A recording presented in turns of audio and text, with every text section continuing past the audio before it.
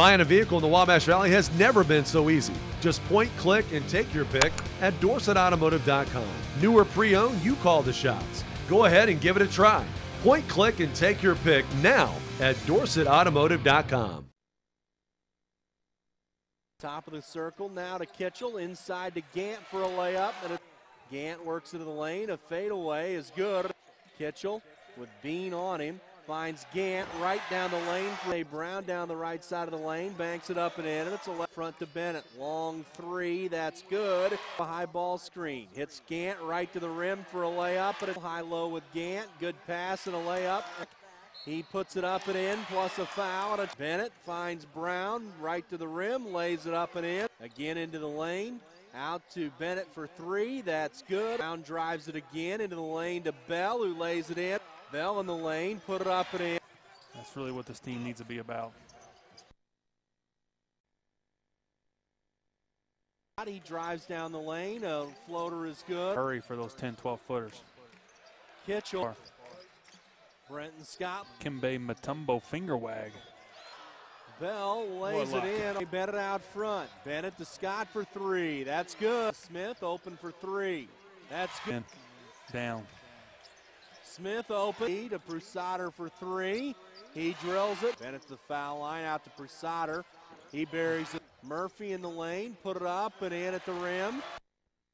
Get started with an opening remark and then we'll take questions. Really pleased today. Obviously, winning by 20 isn't something that's common for us this year. And Southern, they didn't play as well as they'd like to, I'm sure. And get a chance to talk to Coach after the game, but we have not had many games that have been separated by more than a few points with these guys. They always play us tough. They always play hard. I told Barry before the game that watching their films, I think they play every bit as hard as anybody in the league. So I commend them for that. I know they're struggling a little bit, but we played well. We played well at both ends of the floor. We had a lot of good contributions, and it was a huge game for us. There's no question. And big week coming up, so very pleased with how we performed today. Questions? Greg, how pleased are you that Justin really set the tone right off the bat with the high-low and really got shook off a bad game at Missouri State? Yeah.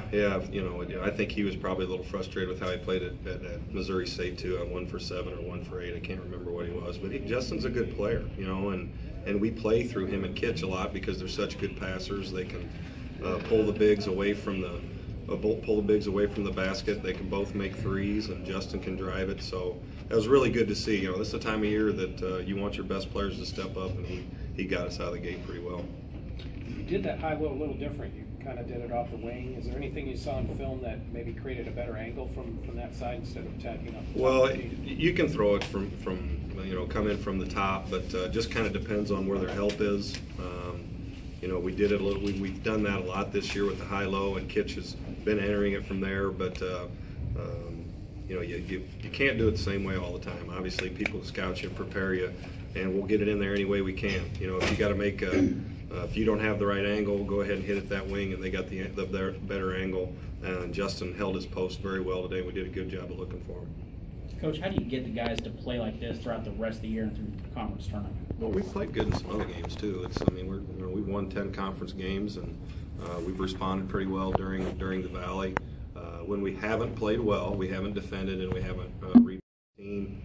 Sometimes you're not going to shoot well.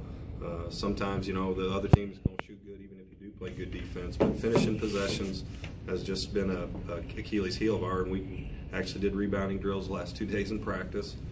Talked about it a lot, and they only got 4. That's one of the best offensive rebounding teams in the league, so that's important for us. I like our guys' mentality. They know what's ahead of them, and felt that we were very disappointed Wednesday, but we played okay Wednesday. They just got 14 offensive rebounds, so now's the time you want to keep getting better, and I think we are. How satisfying is it to have it? We all knew rebounding was going to be an emphasis after Wednesday, but to take what you did in practice and then apply it to the game. You want that to happen. You don't always see it happen, but it did happen. How satisfying is that? Yeah, it's very satisfying, and I've said all along I'm not a real good rebounding coach. We don't do it enough in practice. This time of year especially, guys wearing on each other. banging on each other, getting somebody hurt. You know, as Coach Waltman did, and that's just where I kind of got it. You know, one guy gets nicked up, and you're kicking yourself for doing it. But we did the last couple of days. Actually, didn't let him jump on it. We just had to block out and do some different things and let the ball hit the ground. These guys try to do what we tell them in practice on all of it, you know, but they know that's a weakness, and they felt Wednesday night we should have had that win, and that was the whole key to it. So it was a all-around team effort on that, and obviously going to have to do it down the stretch here too to have a chance to keep playing. Coach, Trey had 9 rebounds, led your team. How important is it for these guys coming off the bench to come in and make an impact like that? Oh, very important. You know, they have to come in and be aggressive. You know, they have to come in and not worry. I think we've gotten better. All those guys have gotten better with it this year. Worry about making mistakes. Come off the bench with a defensive mentality. Help us there first. We give them tons of freedom on offense. You know, they don't always make the right choice, but as long as they're playing unselfish, we give them a lot of freedom. But I thought we had everybody that came off did something positive and helped us. And I think after the start of the second half, they picked us up again and stretched the lead out for us. Guys coming off the bench.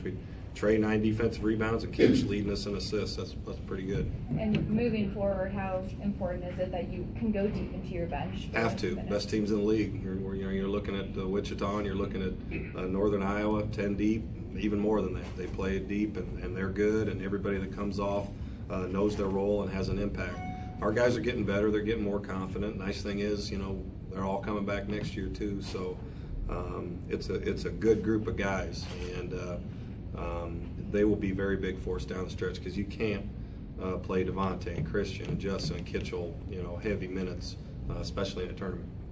Greg, as important as that early offensive stretch was, you know, SIU, I think, hit their first 5 shots. Yeah, we're 5 for 5. What changed defensively after that? Because really after that early stretch and a stretch at the beginning of the second half, they weren't very effective offensively. I just think that we let them be a little comfortable. You know, we talk about a fight, a boxing fight. You're going out there and trading jabs instead of, you know, just throwing a punch with everything you got. And we have to do that. We have to impose our will a little better. Or at least try to, and we're feeling it out a little bit. And Anthony Bean can score on anybody and hit some tough shots, but after that we did a really good job at both ends of the floor. Coach, to go along with that, with Anthony scoring as much as he was early in the second half, how big was Brenton's performance to match him to keep you guys out in front of the way you guys were? I said at halftime that we were playing awfully well, and Brenton only had 2 shots and Christian only had 1 at halftime. And I probably shouldn't have said that to Brenton because he's going to make sure he got his.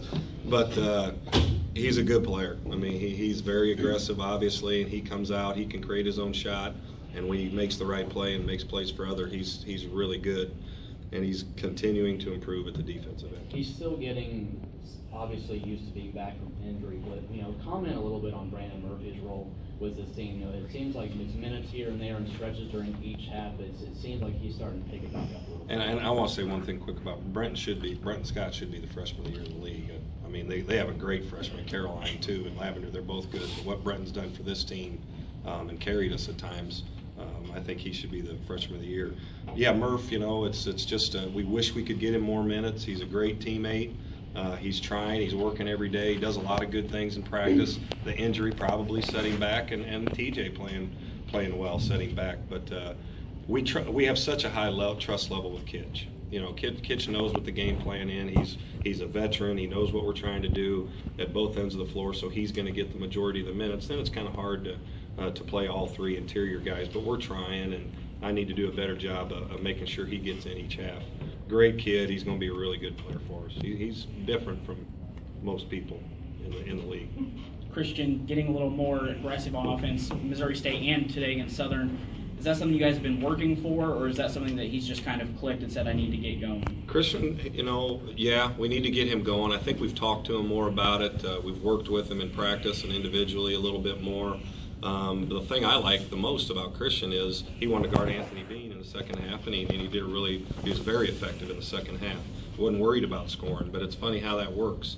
You know, you lock in and you concentrate on the defensive end. On the other end, all of a sudden your shots start falling. So he's a good offensive player. For us to have a chance going forward here, he's going to have to continue to get buckets for us. But he's always going to defend. Anything else, gentlemen, ladies? No? Thank Barry, you just talk about you're right there, about 10 points, and then they hit 3 consecutive threes, pulled it out to about 16 or 17. It seems to be pretty hard for you guys to come back from something like that. Well, I think, Todd, right now the biggest thing with our basketball team is we got to find guys that want to be out on the floor and that want to play. And I just told them in the locker room that come Monday we're just going to play the guys that want to play hard, that want to represent us. We're not going to do that anymore. I'm going to play guys that want to play. And I'm embarrassed. I'm embarrassed as a head coach. That's a reflection on me. I'm disappointed. And I'm tired of it. So regardless of what your status is, whether you're on scholarship or not, no matter what your classification is, no matter what your position is, we may start 5 guards at Illinois State, but I'm going to play the 5 guys that will play the hardest and that will compete and won't quit. We had some players today, quite a few players today, that didn't want to compete and that quit. And it was an onslaught. It's like you said, 3 threes in a row. It kind of gets them jump started. And we didn't have anybody stepped up that took any leadership that wanted to stop the bleeding. Who do you feel like is playing hard right now? I'm not going to go into that. I got in trouble last year for calling out names. You'll be able to figure it out Wednesday by who we play. Did you find something with Degmo? Yeah, you know, I think thanks, Darren, for bringing up the one bright spot of the day is that, and the reason that Dang played well is because he played hard and he competed, Darren. He gave us something. Our interior defense was obviously extremely lacking today, but we needed to bring in some size. There's an asterisk there. I wish there wasn't. He can't remember what we want to do on the offensive end, bless his heart. And sometimes he can't remember who he's guarding, but he certainly gave us a little spark today on the interior defensively. Did you get the sense leading up to this, just the body language in that was bad? The only thing that I got was I asked one of our coaches how our big guys warmed up today, and they said not very good. That's the only sense going into this game. We've had good practices. We had a decent practice here last night, and that's why I'm so disappointed. It kind of caught me off guard. Our teams have always played, even back to Missouri State, have always played well in this building, and we've always competed in this building. We may not won, but we competed, and today we didn't compete. And I'm bothered by that. I'm bothered by anybody that doesn't want to compete, and that's on me. That's on me. That's why I promise our fans, like I said, not based on lineups, not based on position, seniority. I'll play the 5 guys. They're going to play the hardest for us, and that's what we're going to do the rest of the year. It'll be unorthodox, but that's what we're going to do. What was the explanation on Bola's ejection? He hit him in the face, and one guy's on my ass behind me saying, "Great sportsmanship, Henson." And if he thinks for any time at any moment that I coach my ball club like that, he's an idiot. I've never done that. And I'll tell you right now, the assistant coach told me that he did it on purpose. But regardless of what the officials would have done, I wouldn't have played him. I don't need somebody telling me ever that I coach that way or have our guys do that. That's bullshit. I've never done that in my life. And everybody ought to know my basketball teams better than that and knows my character better than that. So he wouldn't have played the rest of the game based on what I knew. And I don't need somebody in the stands telling me that either. Barry, you talk about your own team's lack of effort. Did you sense Indiana State could feed off of that, or was their effort just a little bit higher in terms of the way Indiana State? Let's get one thing straight. I think Grant. I'm going to vote for Coach of the Year, whoever wins the league. I'm just going to tell you. I'm going to give you my cards right now. My second vote's going to be Greg Lansing. I think what this guy's done this year has been incredible. Forget the record. Look what he's done in conference. These guys are in 3rd place, especially after the non-conference way they had to start to the season. I said that when we played them at our place, and I'm saying it again today. And I knew going in, they just got beat at Missouri State.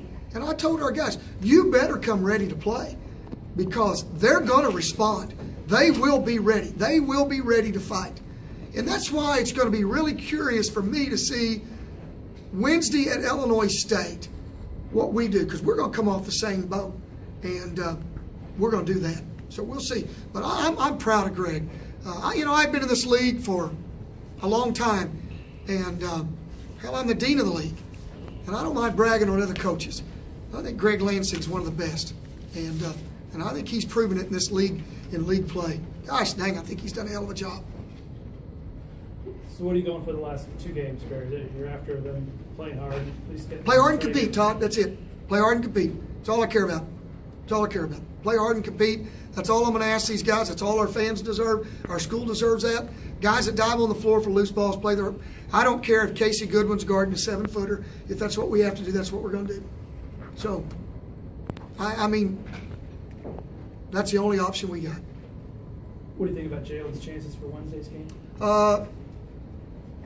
He still had a headache today, so he's not symptom-free. That's one thing I never mess with. I don't mess with the head. I don't mess with concussions. So we'll play it by ear. We certainly, with him and Bola line up, that doesn't help you. And I've got to make sure that Bola can play. I think he can, but I've got to see the rules to see whether he'll be tossed for the next game. Okay, guys, thanks for coming.